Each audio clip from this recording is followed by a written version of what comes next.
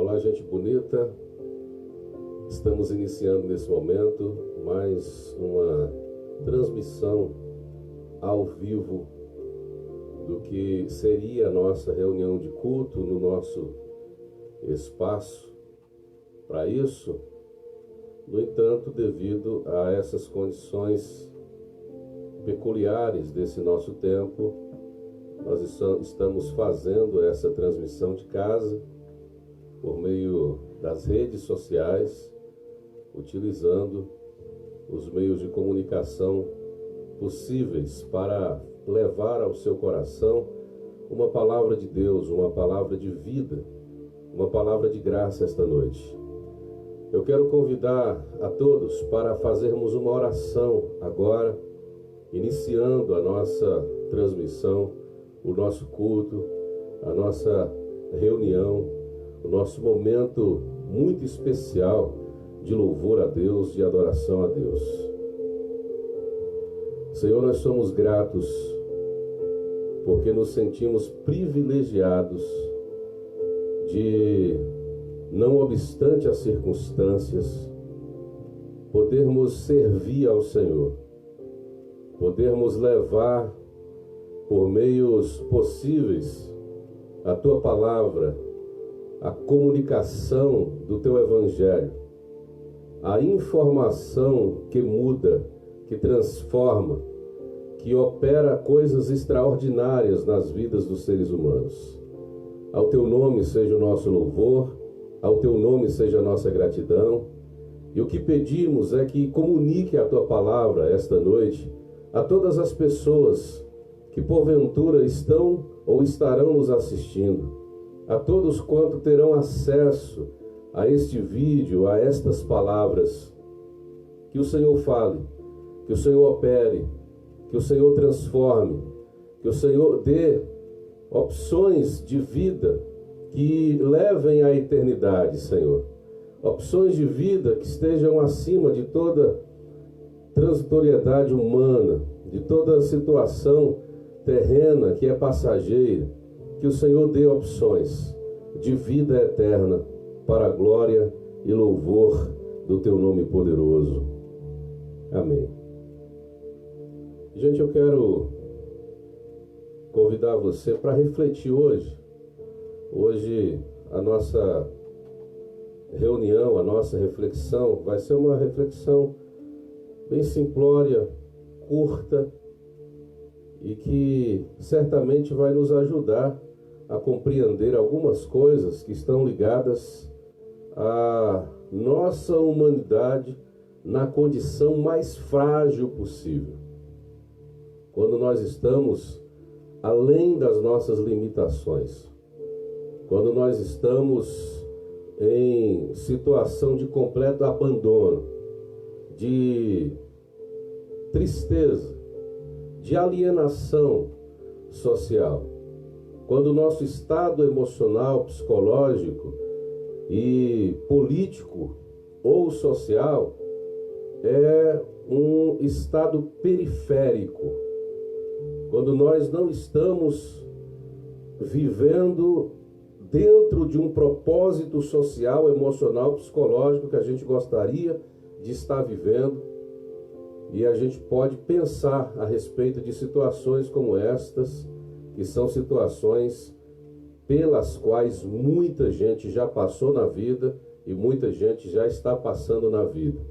E a gente aproveita para, pelo menos dentro do propósito do Ministério Filhos da Graça, iniciar a nossa conversa, o nosso papo, nesse mês de setembro amarelo, em que a gente difunde melhor, em que a gente previne, por meio de informações, por meio de campanhas, a morte de pessoas que doam ou que entregam a própria vida à má sorte.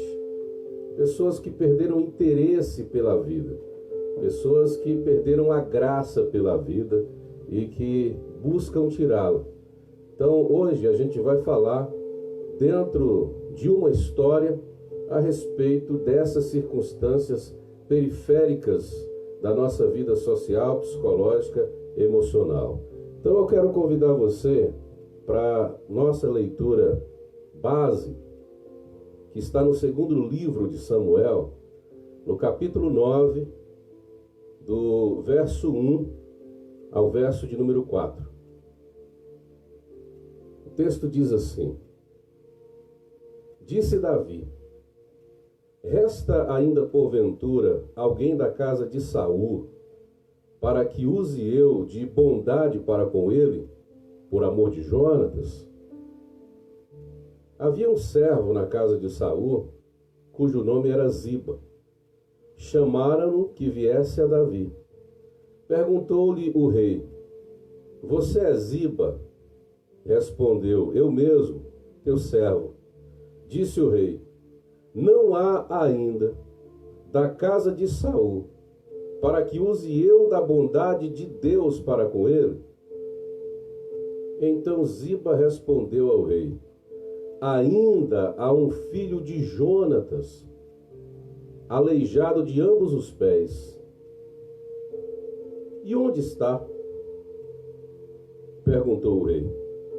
E Ziba lhe respondeu: Está na casa de Maquir, filho de Amiel, em Lodebar. Ele está em Lodebar. Você percebe que, como claramente está apresentado aqui, o texto trata de um momento muito especial na vida de Davi, depois de ter se estabelecido como rei de Israel e ter se estabelecido de fato, depois de ter arrumado tanta coisa que precisava ser colocada no lugar. Ele agora percebe que há outras coisas que não estão ligadas à política governamental, nem à questão militar do seu exército, nem a questões que sejam pessoais relativas à sua própria família. Mas ele pensa agora em olhar também para uma questão humanitária. Ele pensa que deveria considerar o rei Saul, que o havia antecedido, para que, se porventura existisse algum descendente seu, esse ser humano, essa pessoa humana, fosse assistida, não fosse desprezada, como era muito comum acontecer naquele tempo, em que, não sendo da mesma genealogia, não observando os mesmos propósitos políticos, quando um rei ocupava o lugar de um outro, a primeira coisa que ele fazia era exterminar os demais parentes que pudessem suceder aquele governo que ele havia tomado o lugar. Diferentemente disso, Davi pensa que, apesar de Saul não ser da sua dinastia, de Saul não ter os mesmos pensamentos políticos e de não ser da sua própria família, ele considera que a posição que Saul ocupava dava aos seus descendentes o mínimo de possibilidade de ser assistido e de ter um conforto. É claro que é possível que Davi saiba que existe algum descendente de Jonatas, que é um grande amigo que ele tem, que apesar de ser filho de Saul, que se fez seu inimigo, Jonatas é um homem que considerou a Davi como amigo de alma. E quando Davi se estabelece no governo, ele pensa, como disse antes, nessa parte humanitária, em trazer alguém que talvez esteja escondido, que talvez esteja distante, para fazer parte da mesa real e até da família real atual. E a resposta que Ziba, servo daquela casa, dá é que de fato existe um descendente, um filho direto de Jonatas, que é um garoto que havia fugido, com 5 anos de idade, daquela cidade, e havia se escondido numa cidade refúgio. Mas era uma cidade onde haviam apenas aleijados, haviam mancos. Era uma cidade de pessoas doentes, de pessoas incapacitadas. Era uma cidade de pessoas que estavam à margem da sociedade. Era uma cidade absolutamente periférica, no sentido mais profundo e mais negativo da palavra. Era uma cidade que somente pessoas que desejavam esconder-se e ser esquecidas iam habitar. É por isso que o nome da cidade, Lodebar, significa não memória. Quem vai morar em Lodebar quer ser esquecido. Quem vai morar em Lodebar não quer ser lembrado. Quem vai morar em Lodebar está em esta, como eu disse anteriormente, situação absoluta de periferia, tanto emocional quanto psicológica e também social. E era essa situação em que Ziba se encontrava. Eu disse que quando ele fugiu para Lodebar, ele tinha apenas 5 anos de idade. Foi no tempo em que Davi havia sido perseguido no seu governo, e quando percebeu-se que as coisas iam ficar complicadas, que as coisas, não foi Davi, perdão, desculpe a confusão. Quando Saul havia morrido, Jonatas também havia morrido, uma serva, percebendo que a coisa ia ficar complicada para os descendentes de Saul, de Jonatas, ela pegou esse menino de 5 anos e foi para Lodebar. Só que na pressa da correria, ela caiu com essa criança no colo e ele acabou quebrando os 2 pés e ficou deficiente dos 2 pés. Os 2 pés ficaram absolutamente aleijados.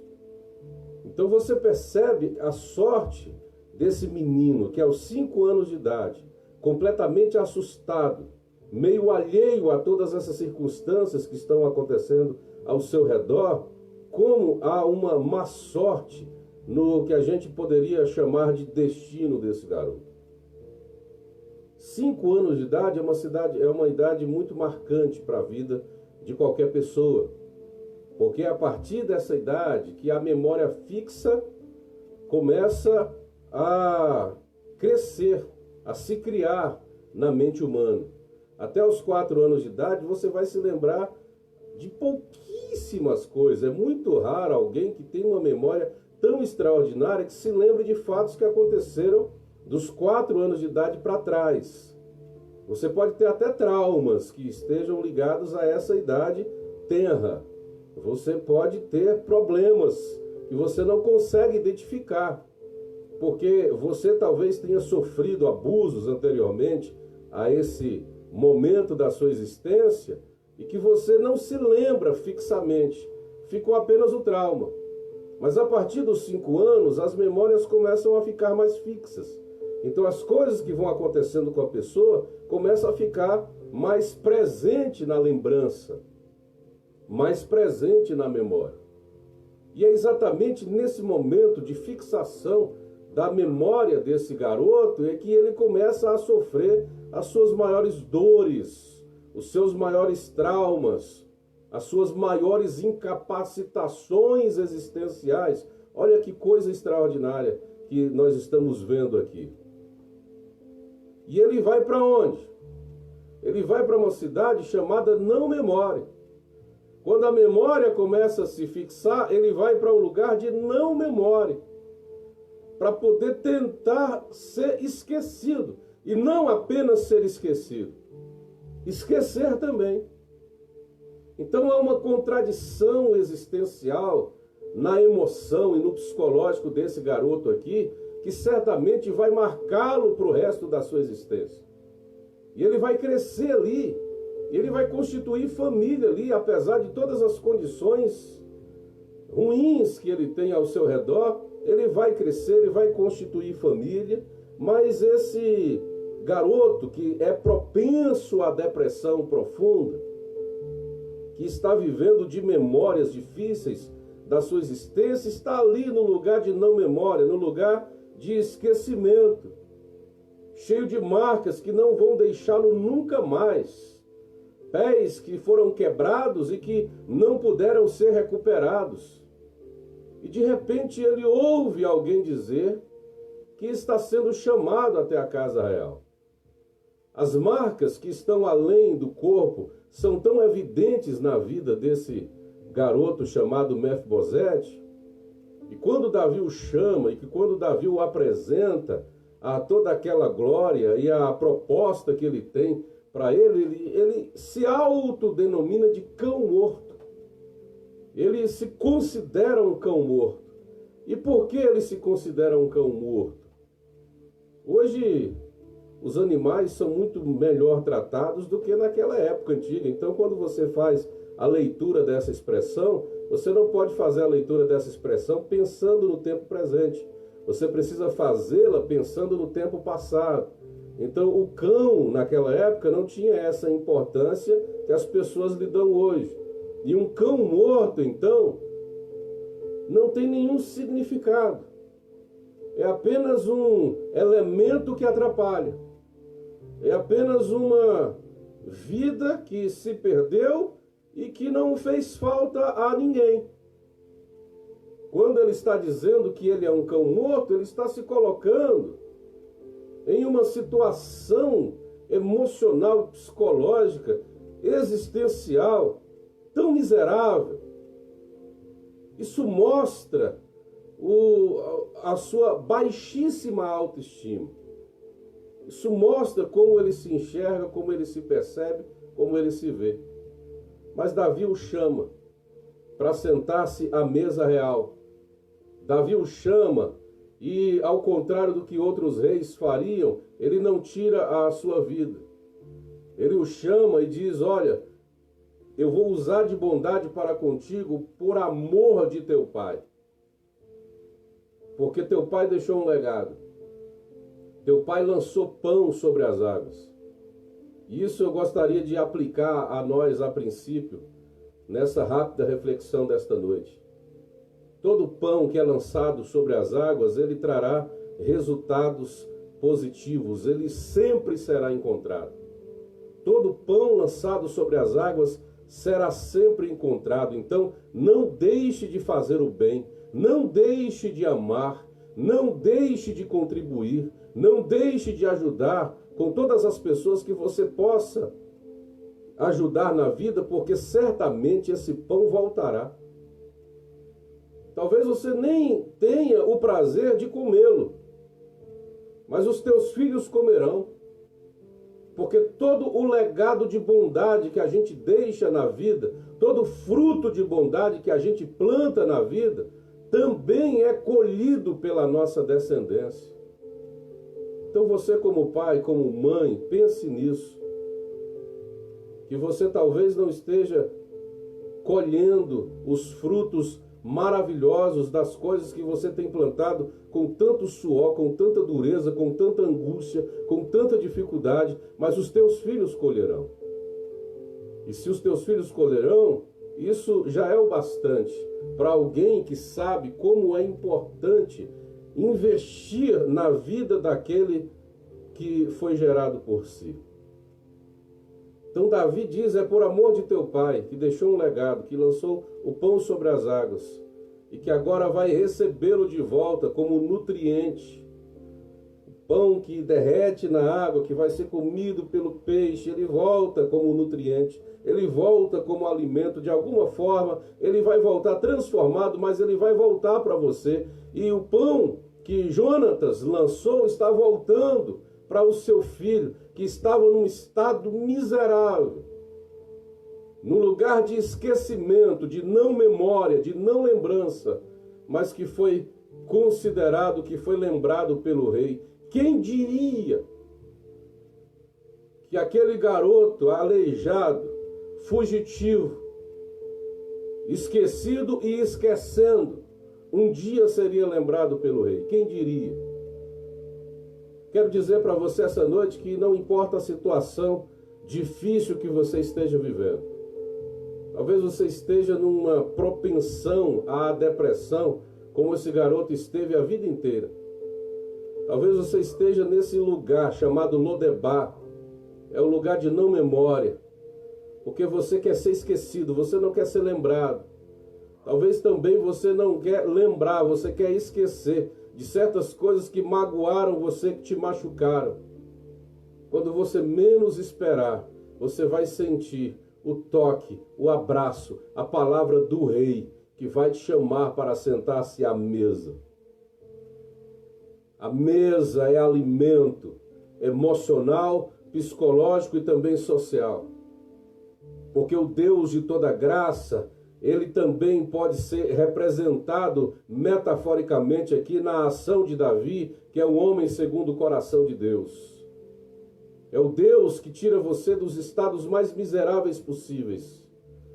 É o Deus que olha para a tua situação que talvez você nem mesmo consiga compreender.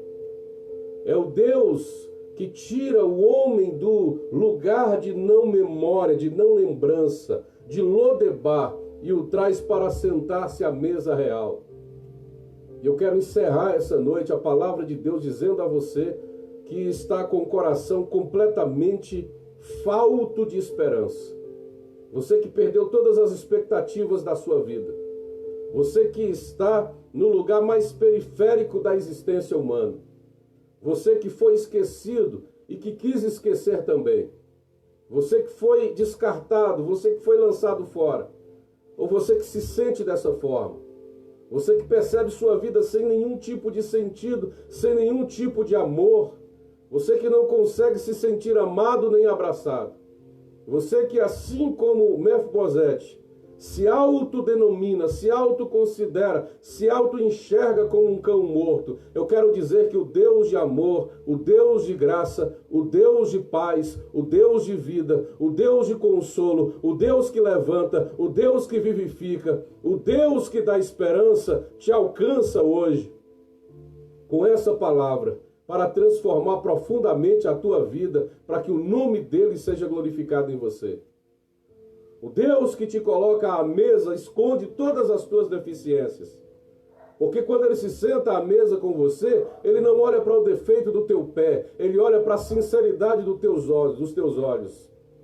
Ele olha para o sorriso e a alegria no teu rosto, em receber a graça de Deus em sua vida. E eu quero que esta palavra chegue ao teu coração hoje e transforme completamente as tuas expectativas. Que o Senhor te dê desejo de viver. Que o Senhor te dê capacidade de sair de Lodebar.